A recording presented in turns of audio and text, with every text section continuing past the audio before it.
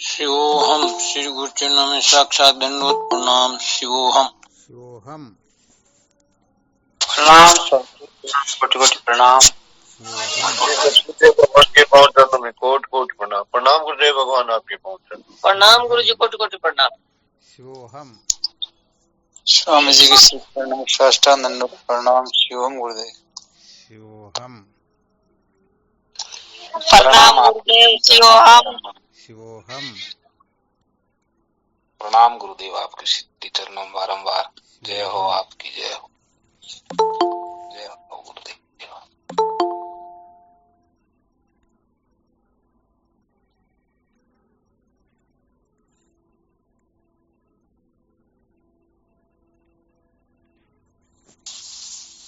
प्रणाम गुरुदेव। शिवोहम। शिवोहम। शिवोहम गुरुदेव, आपके चरणों में कोटि कोटि प्रणाम। शिवोहम। शिवोहम। कोटि कोटि प्रणाम स्वामी जी, आपके श्री चरणों में। शिवोहम। शिवोहम।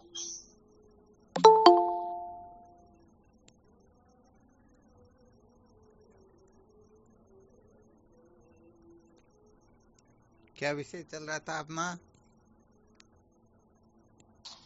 संसार को बनाए रखकर कभी भी सत्य का साक्षात्कार नहीं किया जा सकता। संसार को बनाए रखकर कभी भी सत्य का साक्षात्कार नहीं किया जा सकता, यही चल रहा था ना? जी होता हूँ।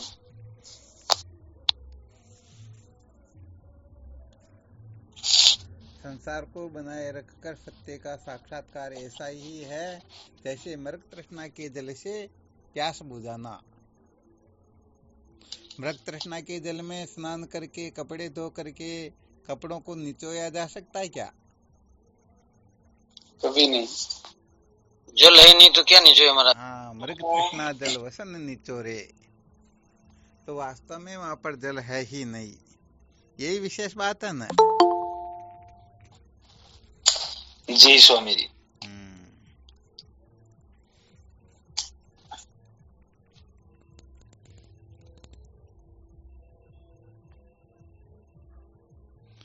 वैसे देखा जाए तो संसार को बनाया किसने?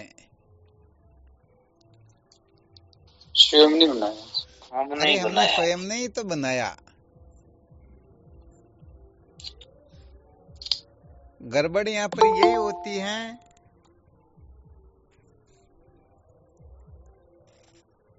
यहाँ पर गड़बड़ क्या होती है?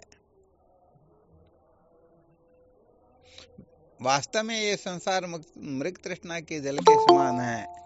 इसमें हम स्नान करके वस्त्रों को नहीं निचोड़ सकते, ये बताई दिया। परंतु जब विचार किया गया कि ये संसार किसने बनाया, तो हमने ही बनाया, तो यहाँ पर गड़बड़ ये हो जाती कि हमने ही बनाया ना, इसलिए हम इसको नष्ट नहीं होने देंगे।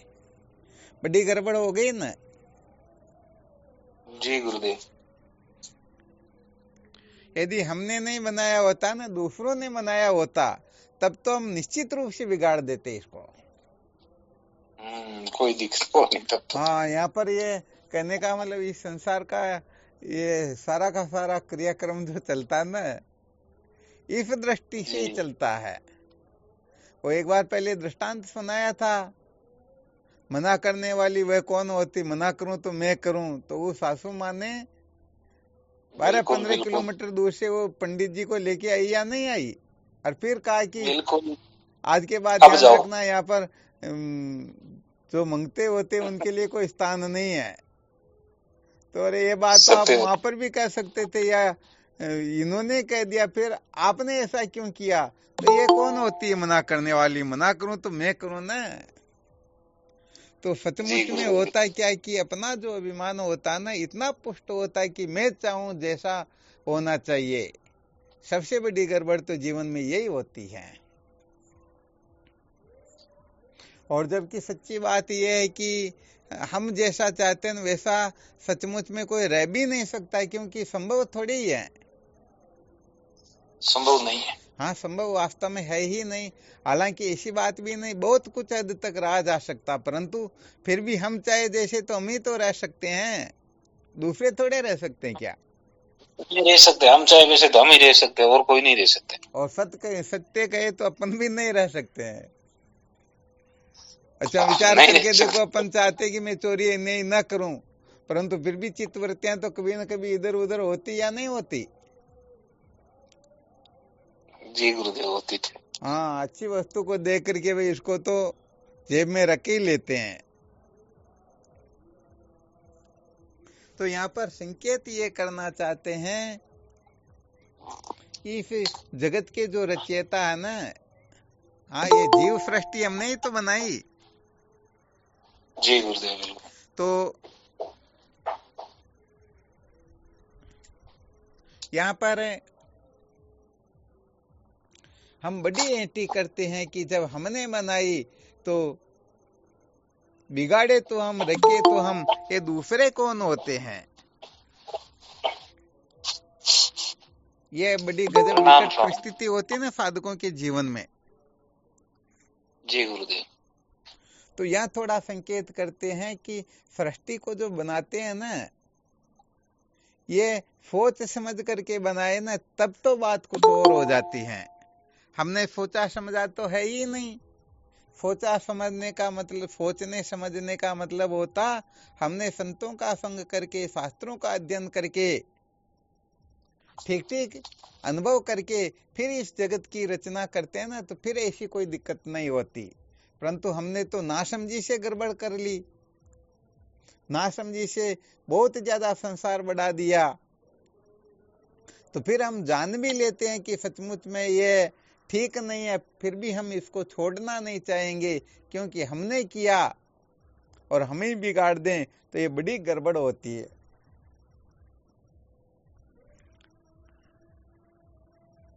बहुत बड़ी गड़बड़ होती है ना। जी गुरुदेव बिल्कुल। हाँ, ये बिल्कुल सत्य बात होती है।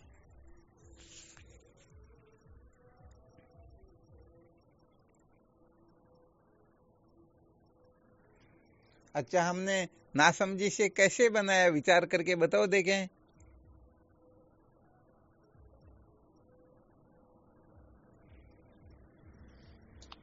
प्रणाम स्वामी जी आपको।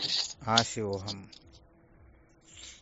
स्वामी जी, हमने ना समझे दिन से ऐसे बनाया, ईश्वर ने तो हमने मनुष्य बनाया, ठीक बात परंतु हमने हमारी नाम रूप की अनेक अनेक भांति की कल्पना करके संसार में ऐसा पसारा कर लिया कि उसमें हम स्वयं फंस गए। नहीं, ये तो बिल्कुल ठीक बात है। हमने कल्पना करके बना लिया, परंतु कल्पना की ही क्यों, क्या कारण हुआ? यहाँ पर महत्वपूर्ण सूत्र क्या है?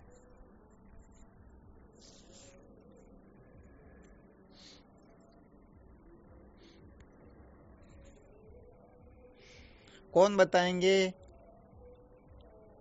गुरुदेव अपने स्वरूप को तो भूल गए, हम सुख स्वरूप है और संसार में सुख प्रतीत होने लग गया।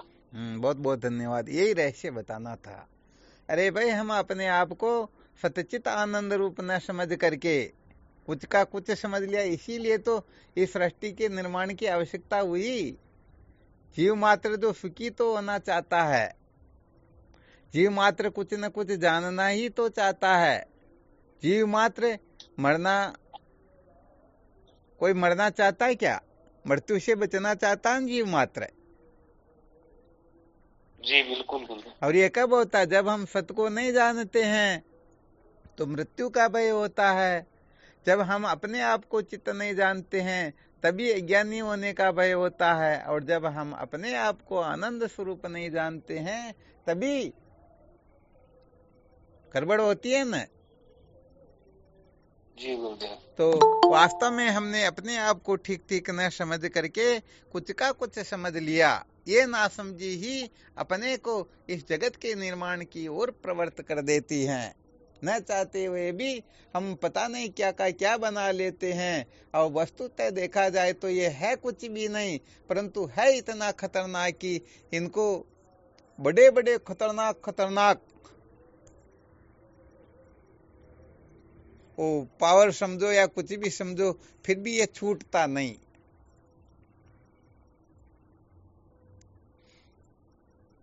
मुश्किल होती है नहीं तो होती है? होती है गुरुदेव। हाँ, ये बिल्कुल पक्की बात है।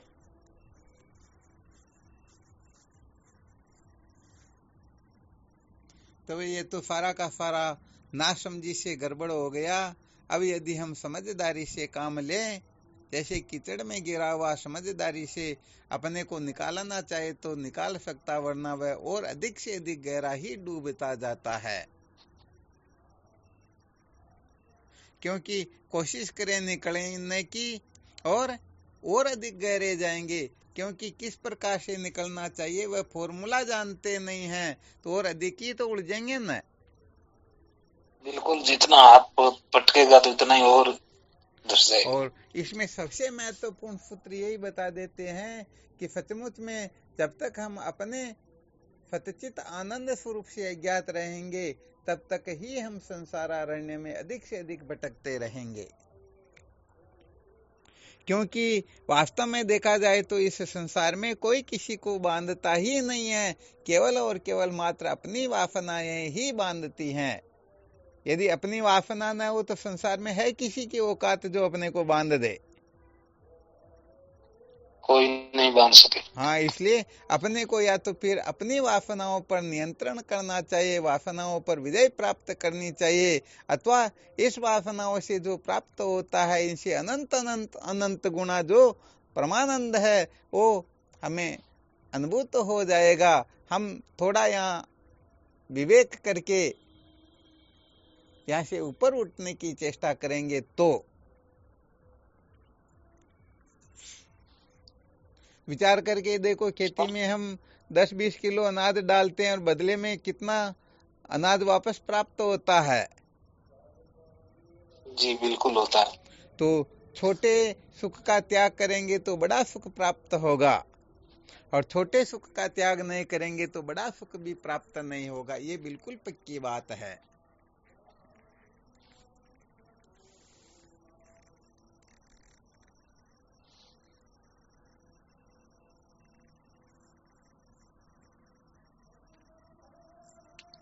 स्वामी जी, इसमें हाँ बोलो। इसमें ये भी कोई कारण है या जो हम अपने आप को भूल गए, इसलिए हमने ये संसार को बनाया? तो अपने आप न छूटने का कारण ही महापुरुष छोड़ाते फिर भी नहीं छूटते हम। हाँ बिल्कुल, वो क्या कि सचमुच में ऐसी जैसी निष्ठा होनी चाहिए ना, वैसी हो नहीं पाती है। और हालांकि ऐसी निष्ठा भी होती है ना, फिर भी हम कमजोर किसी न किसी प्रकार से हो ही जाते हैं।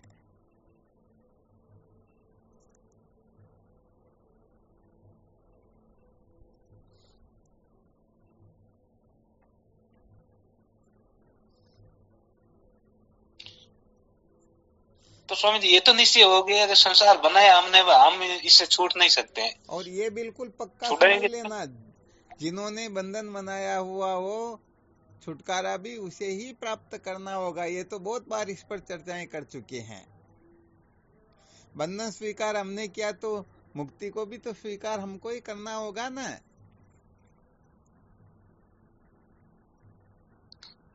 जी गुरुदेव।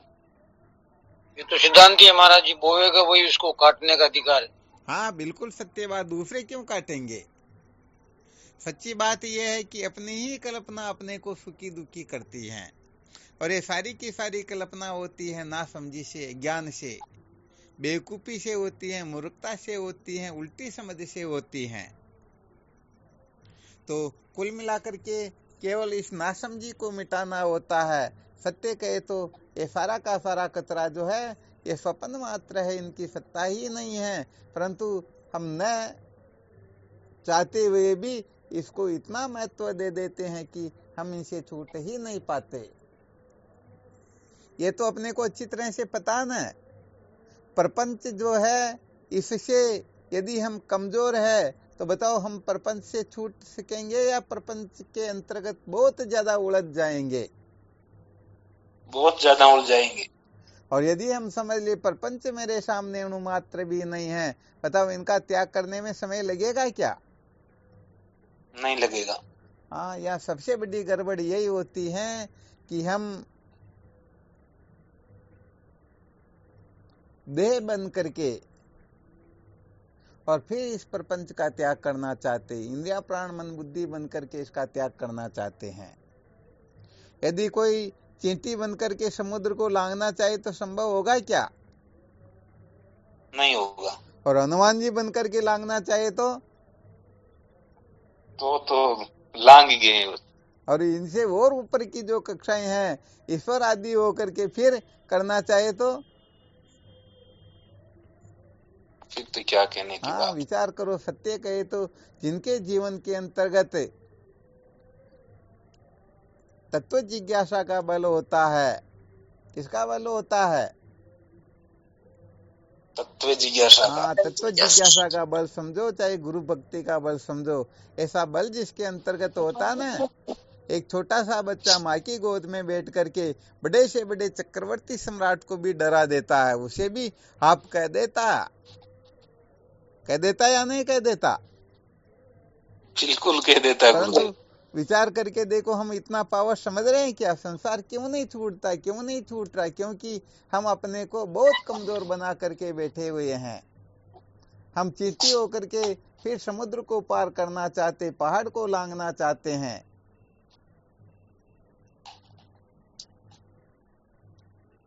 तो भाई यहाँ पर सचमुच में हम ये नाम रूप कुल गोत्र वर्ण आश्रम इसमें अटके रहेंगे, संबंधों में अटके रहेंगे, पद प्रतिष्ठा में अटके रहेंगे, अनात्म पदार्थों को महत्व देंगे, तो सच्ची बात यह है कल्प कल्पांतर तक भी हम इनका त्याग नहीं कर सकेंगे।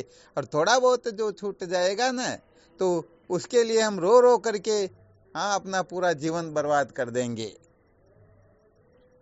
तो भाई यहाँ पर तो एक देह में अभिमान नहीं करना होता, यहाँ तो विश्वात्मा का अनुभव करना होता है। जिनको विश्वात्मा का अनुभव हो जाता है, अर्थात जिनको स्वप्न के प्रकाश का अनुभव हो जाता है, तो बताओ स्वप्न का जितना भी प्रपंच है उसको छोड़ने में कुछ डर महसूस होगा क्या? नहीं होगा। अरे उस पर पानी फेरना हो तो एक क्षण में फेर देंगे ना। जी महाराज। बात यही है कि हम स्वप्न के अंतर्गत अनंत जो शरीर दिखाई देते हैं ना, उनमें से एक शरीर बन करके फिर स्वप्न प्रपंच का बाध करना चाहते हैं, उनका त्याग करना चाहते हैं। और यदि स्वप्न प्रपंच के अधिष्ठान का वो अधिष्ठान में हूं ऐसा अनुभव कर ले तो स्वप्न प्रपंच फिर रहा क्या? नहीं रहा। तो ये जीवन की सबसे बड़ी नासमझी होती है कि हम जो कुछ भी करने जा रहे हैं ना, वहाँ अच्छी तरह से मंथन नहीं कर पाते हैं। जिनको त्यागना होता है उसको हम बहुत ज्यादा महत्व दे देते हैं और हम बहुत छोटे हो जाते हैं। तो भाई छोटा जो होता है ना, बड़ी वस्तु का त्याग नहीं कर सकता, बड़ा होता वही छोटी वस्तु का त्याग कर सकता है।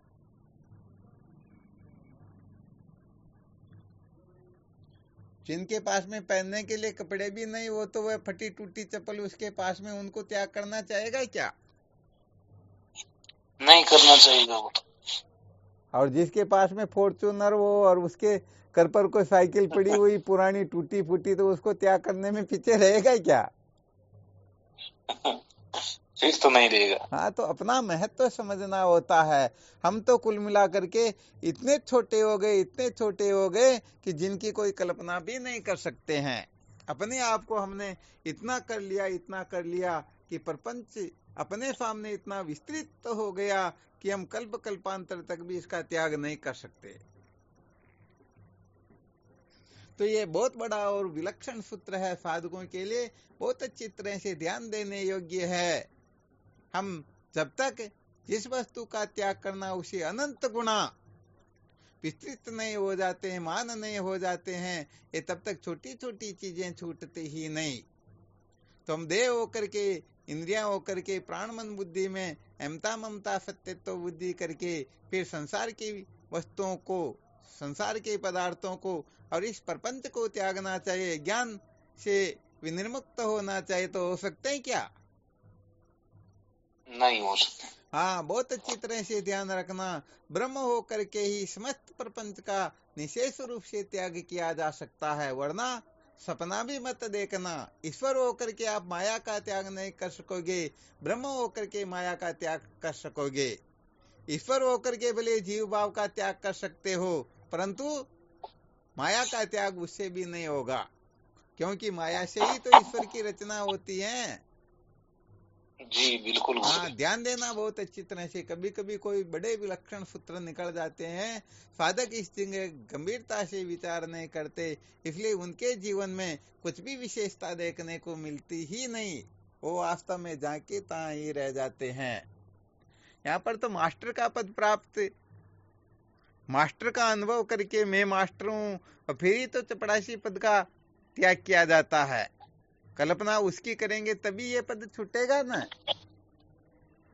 जी गुरुदेव। ये तो बिल्कुल युक्ति से सिद्ध किया जा सकता, कोई बड़ी बात नहीं है। कोई 500 रुपए मजदूरी दे रहा और कोई कह दे मैं तुझे 1000 रुपए दूंगा और काम एका ये करना, टाइम एका ये, सब कुछ एका ये, तो फिर वो क्या करेगा? 500 वाले के वहां जाएगा या 1000 वाले के? 1000 वाले ही जाएगा। तो जिन जिन साधकों से संसार नहीं छूटता है, ऐसे साधकों के लिए ब्रह्मास्त्र बताया गया। सचमुच में सत्य कहे तो हम अपने आप को बहुत कमजोर समझते हैं, बहुत न्यून समझते हैं, हम अपने आप को कटा पिटा समझते हैं। सच कहे तो हम अपने आप को देह मात्र ही समझते हैं। देह से परे क्या है, उस ओर से हम आंख ही बंद कर लेते हैं। है ना विलक्षण सूत्र? जी गुरुदेव बिल्कुल। तो भाई ये सदा सर्वदा यही नियम रहेगा। ऊपर की कक्षा में बैठ के ही नीचे की कक्षा का त्याग किया जाता है, नीचे की कक्षा में बैठ करके कभी भी ऊपर की कक्षा का त्याग नहीं किया जा सकता है। चपड़ासी होकर के मास्टर के पद का त्याग नहीं किया जा सकता, क्योंकि उसको बेचारे को मास्टर का पद का नसीब है। परंतु मास्टर के पद में स्थित होकर के चपड़ासी के पद को छोड़ा जा सकता ना, आराम से। तो भाई यहाँ पर तो स्पष्ट है कि हम जो बने हुए हैं ना, ये बने रहेंगे तो सपने में भी प्रपंच का त्याग नहीं हो सकेगा। हम किसी को नहीं छोड़ सकेंगे, अपने को कोई नहीं छोड़ पाएगा। हम ऐसे ही जन्म मृत्यु की श्रृंखला में भटकते रहेंगे। तो कम से कम पावर तो होना चाहिए ना। जी गुरुदेव, पावर होगा तभी छूट पाएगा, नहीं तो नहीं। बिल्कुल, ये सत्य समझ लेना चाहिए कि जिनके जीवन में गुरु भक्ति का पावर होता ना, हाँ, वो अनंत कोटि ब्रह्मांड में ऐसी कोई वस्तु है ही नहीं जिसका त्याग नहीं कर सकता हो।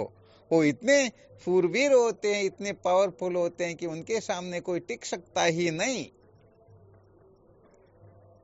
तो जीवन में केवल और केवल मात्र इस बल को जागृत करने की आवश्यकता है।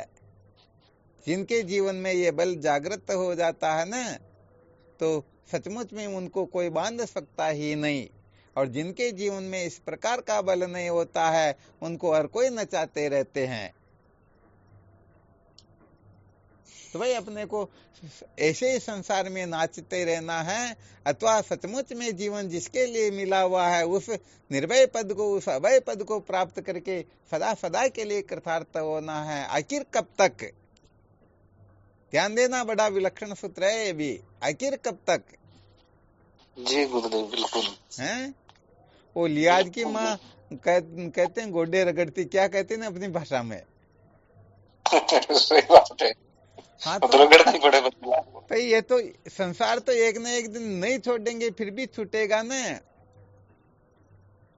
तो फिर रोते रोते क्यों छोड़े? पहले छोड़ देंगे तो रोना नहीं पड़ेगा, फिर बर्खास्त क्यों होते हो? इस्तीफा दो ना। तो भीतर से तो हमें पूर्ण रूप से इस्तीफा दे ही देना चाहिए।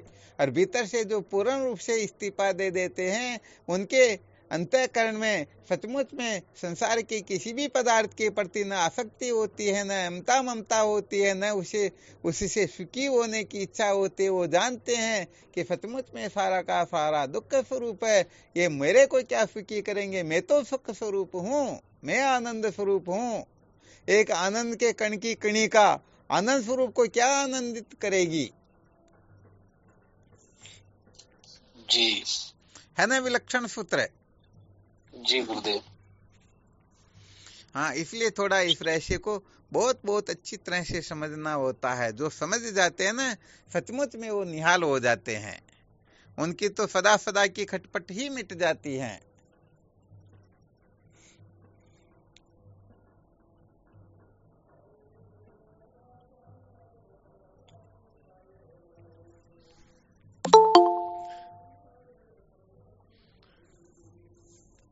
कुल मिलाकर के बात यह है कि अविद्या के बंधन से मुक्त करने वाले संत शास्त्रों के विद्यमान होते हुए भी हम यदि इस प्रकार से अपनी विवेकवर्ती को महत्व दे करके ऐसी समझ प्राप्त न करे और सत्य का साक्षात्कार करने में पीछे रह जाए तो समझ लेना चाहिए हमारे जैसे ना समझ भी शायद ही संसार में कोई होंगे।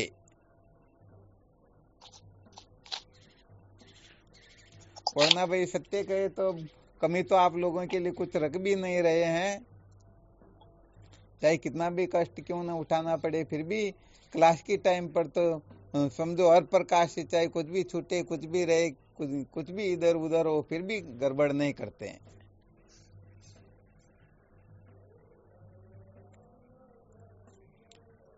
गड़बड़ फिर हम ही कर रहे हैं, सच्ची बात तो ये है। सत्य वचन है गुरुदेव। वरना तो सत्य कहे तो कभी कभी तो ऐसा नंबर आता है कि वो जिसको भले है तो भले बाथरूम परंतु एक तरह से मूत्रालय, उसमें भी खड़े हो करके कभी सत्संग सुना नहीं पड़ती, क्योंकि बाहर डीजे साउंड चल रहा हो तो फिर यही करना पड़ता ना। जी गुरुदेव। अब वहां भली दुर्गंध आ रही तो भी सत्संग का महत्व नहीं, साधकों को कुछ सूत्र मिलना चाहिए। कभी तालाब के किनारे बैठ बैठ के सुना नहीं पड़ती। अब सर्दी भी लगे तो लगे, क्या करें। धन्य गुरुदेव।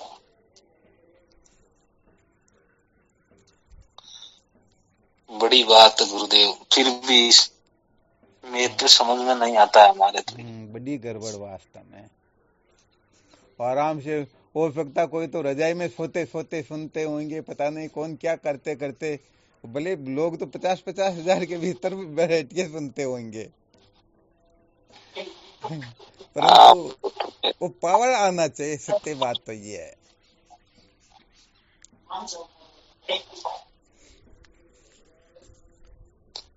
सही बात है स्वामी, कमी यही है यहाँ पर आती, बहुत कमी बड़ी है। कमी सत्य वचन।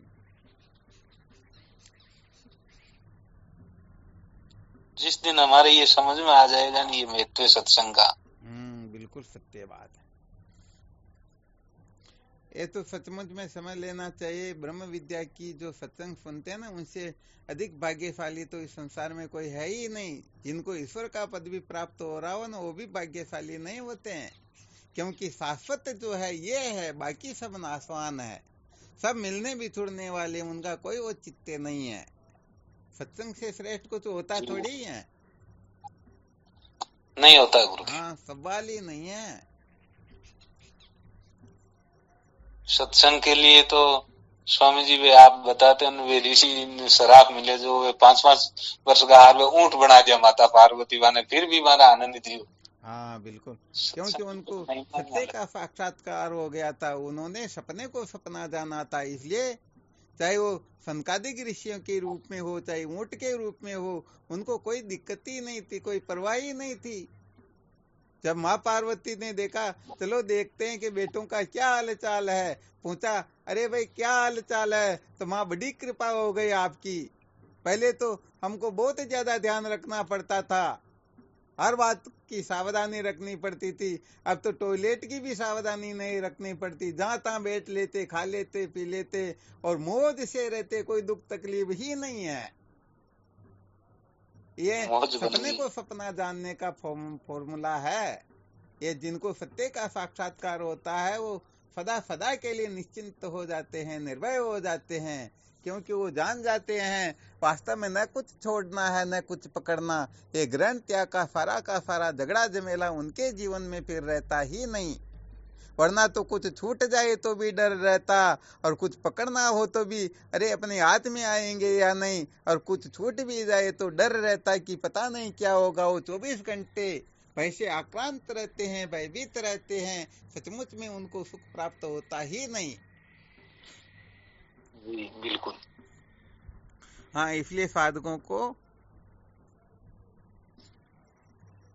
विशेष रूप से सावधान रहना चाहिए।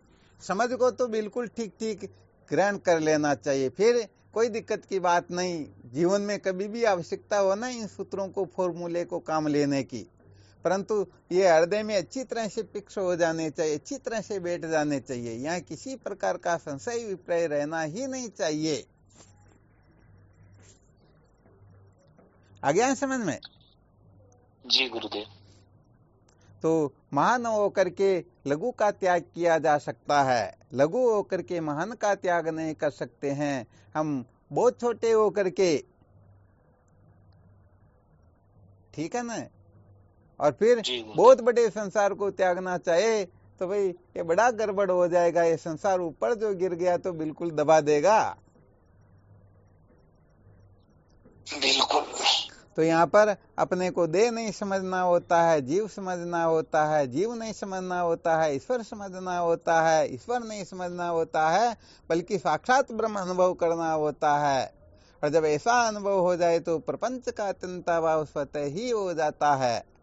और ये सारा का सारा जो होता है ना, इसके मूल में केवल और केवल मात्र गुरु भक्ति ही होती है, अर्थात ज्ञान के प्रति आस्था, ज्ञान के प्रति महत्व बुद्धि ही होती है।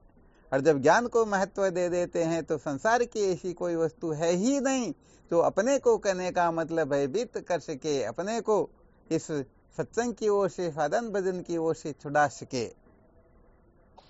मेरा भाई ने पत्र लिखा ना तुलसीदास जी महाराज को, जी गुरुदेव, मेरे को भजन नहीं करने देते, बताओ मैं क्या करूं? तो तुलसीदास जी ने कितना खतरनाक लिखा, जाके प्रिय न राम वेदही तजे ताई कोट बेरी सम यद्यपि परम स्नेही।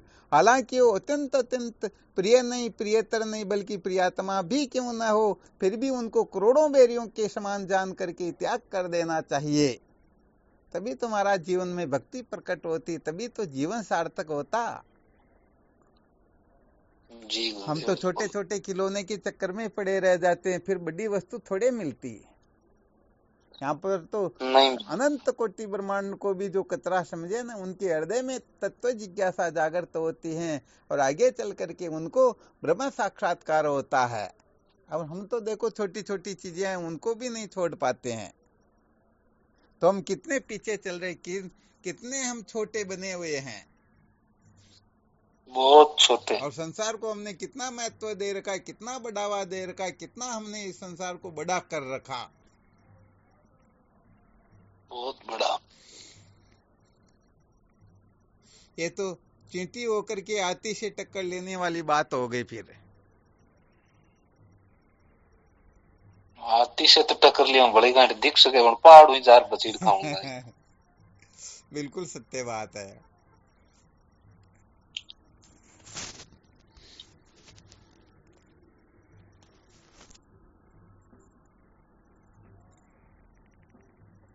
तो संसार छूटता नहीं, कारण यही है कि हमने संसार को बहुत अधिक महत्व दे रखा, तत्व जिज्ञासा जागृत नहीं होती, क्योंकि हमने परमात्मा से अधिक महत्वपूर्ण संसार को समझ लिया, या इस संसार को उस तत्व से भी बहुत बड़ा समझ रखा है।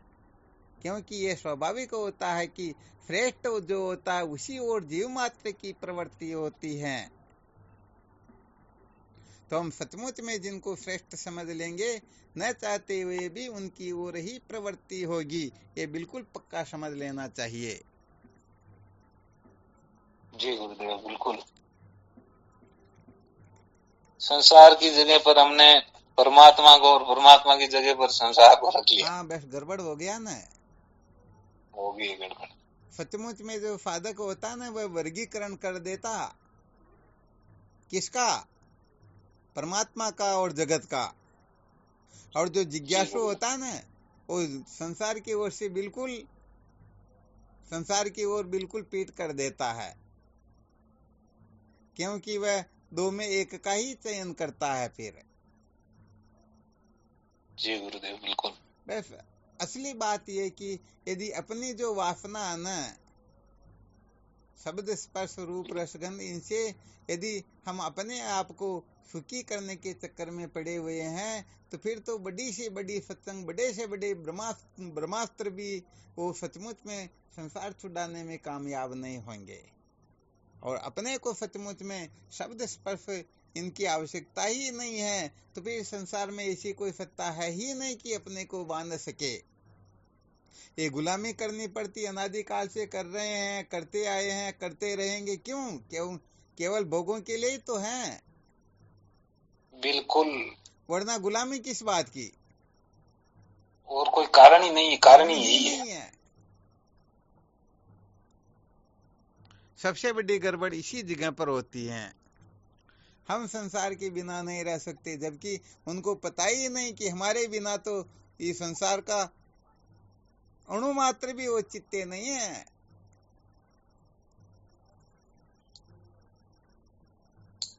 जी गुरुदेव।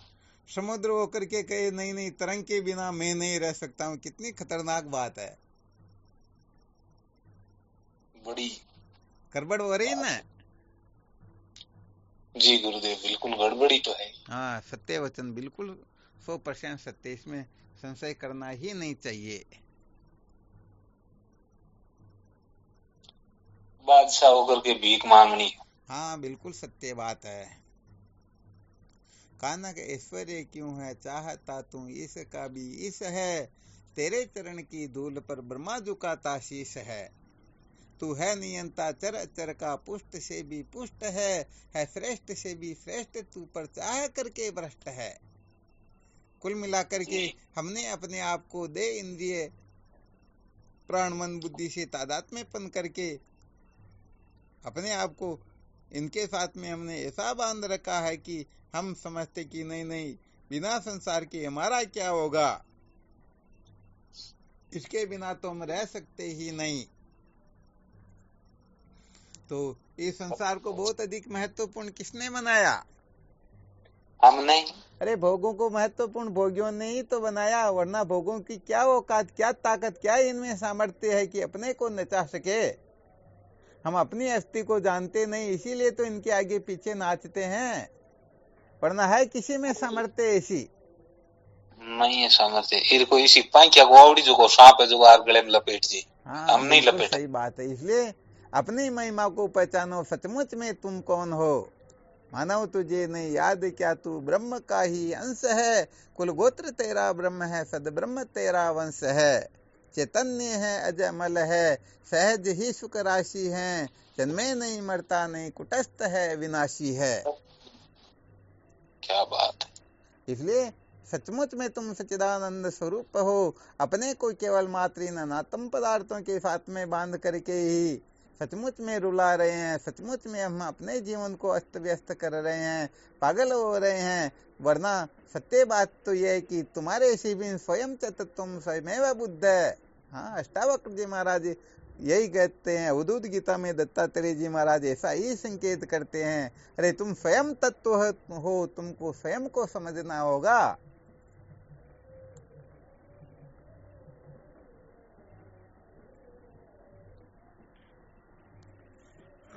बहुत बड़ी बात।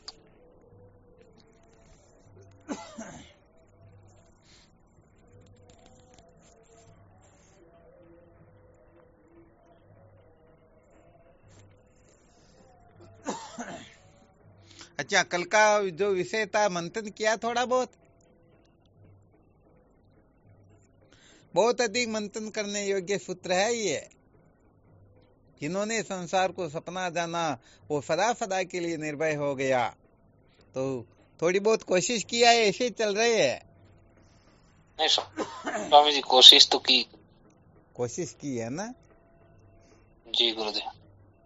चलो, बहुत अच्छी बात है। छोड़ देखते हैं, जो अच्छे अच्छे साधक उनका थोड़ा बहुत संसार छुड़ा के देखेंगे। देखिए सचमुच में संसार को सपना समझते या नहीं समझते, क्या होता फिर। अचानक ही एक पहला ही कोई फॉर्मूला बनावड़ो बे इते हुए बीच और वो अचानक कोई बात को क्या हुआ। नहीं, एक तो कोई वो कहते हैं बैठे बैठे चलो चलो चलो, और ये कहते नहीं चलना है। नहीं, ऐसा थोड़ी जज गई तभी या तो पहुंच गए वहां पर गेट पर खड़े होकर के, जैसे भिक्षा के लिए करते हैं ना, वो भिक्षा रखने के लिए आए, फिर वापस थोड़े वो भिक्षा को तो यहीं रख दो, साथ ही चलना, बस पीछे देखना ही नहीं क्या है क्या नहीं। बिल्कुल। और पीछे देख लिया तो फिर उनको साथ लाके क्या करना, रहने दो उनको, तो मजे लेने दो, जन्मने मरने दो न, और क्या। जी गुरुदेव। अब देखते हैं कितने साधक तैयार होते हैं। देख लो जो परीक्षा लो उन पतो लाग जी। हाँ बिल्कुल बिल्कुल सही है। अब देखा कौन फेल हुआ और वो कौन पास हुआ। क्या कि हाथ खड़े करवाने से या कहने से तो गड़बड़ हो जाती है। तो और हाथ वो खड़ा करा तो करा ही हाथ कौन खड़े था। करने में तो क्या अभी सभी खड़े कर देंगे, परंतु परीक्षा के समय गड़बड़ कर देंगे ना। हाथ तो हूं तो कौन खड़ो करूं स्वामी जी, परीक्षा हो जाने पतो लागे हाथ वो तो खड़ो करियो असली भाई। बात तो ये है ना। हाँ, जिस समय इस प्रकार की आवश्यकता हो निकल गए तो निकल गए, वरना एक सेकंड के लिए भी विचार कर लिया तो फिर कुछ होने जाने वाला नहीं। बिल्कुल। पहले आपको और एक तो दृष्टांत सुनाया करते थे। पुण्यानंद जी महाराज,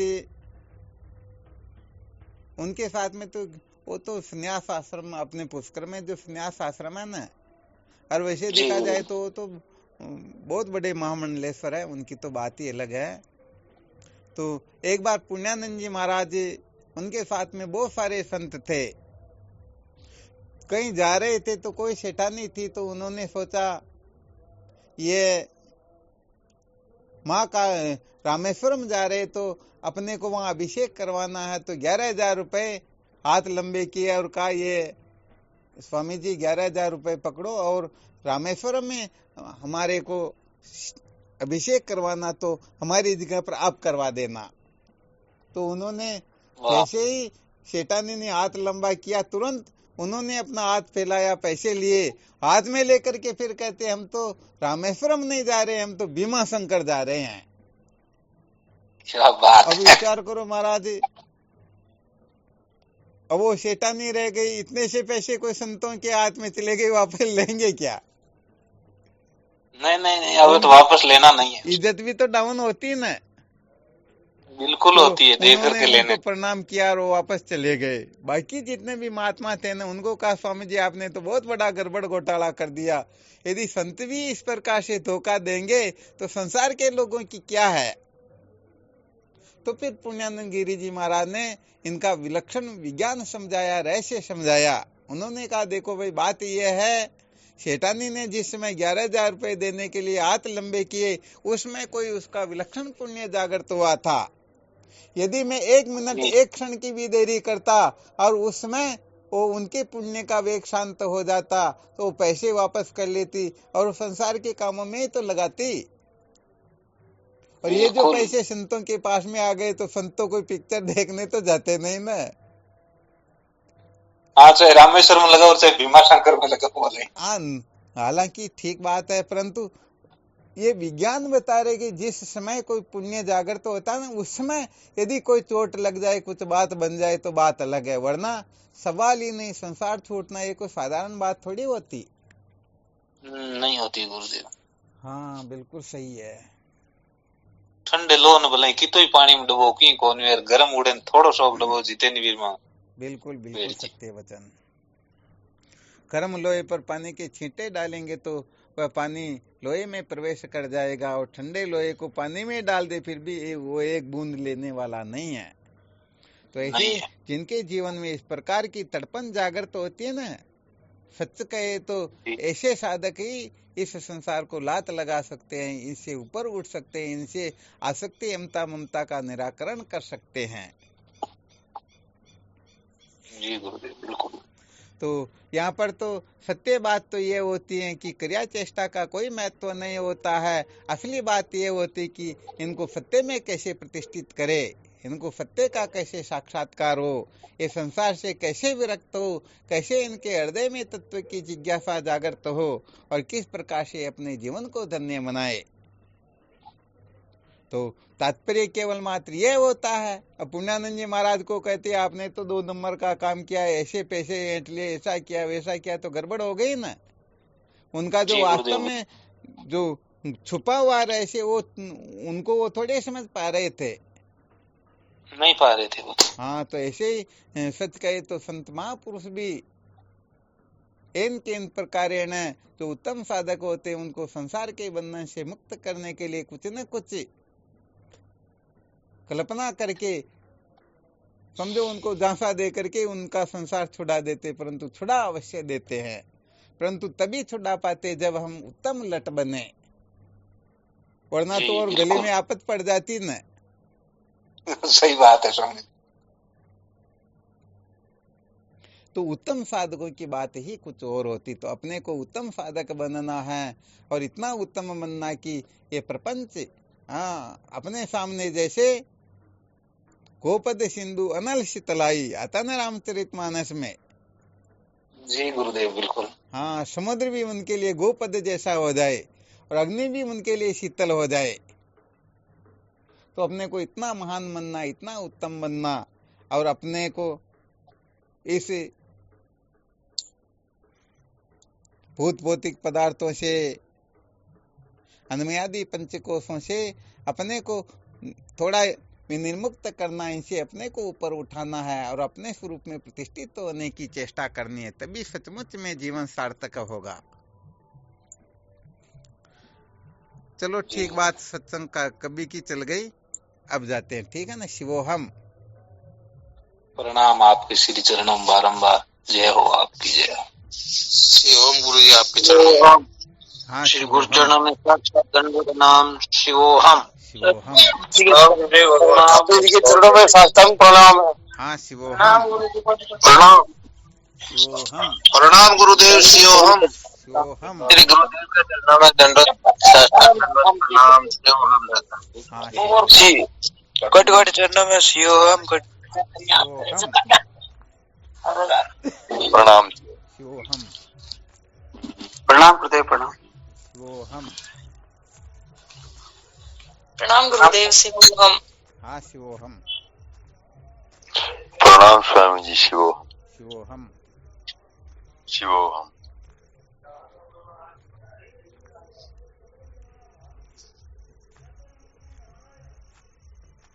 चलो ठीक, शिवोहम।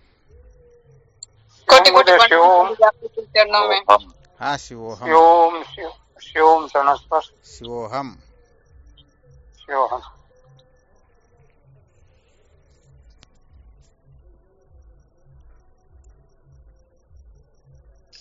सभी संतों को प्रणाम शिवोहम। ठीक, शिवोहम।